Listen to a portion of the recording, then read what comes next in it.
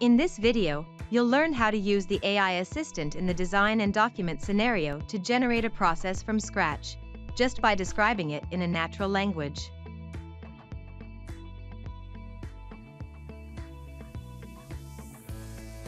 Start with a new business process diagram. Then, open the AI assistant from the toolbar.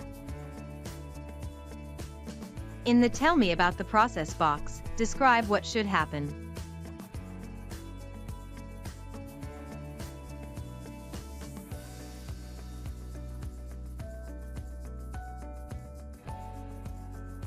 Optionally, you can adjust the complexity.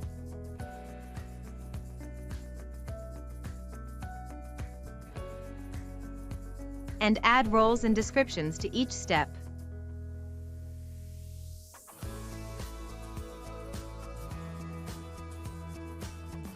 Then, click on Generate Process and let the assistant do the work.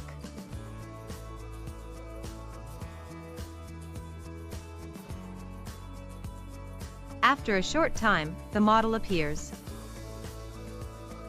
It is structured, named, and ready to refine. That's it. Designing a process has never been faster. Have a look at the Adonis Online Help for more information.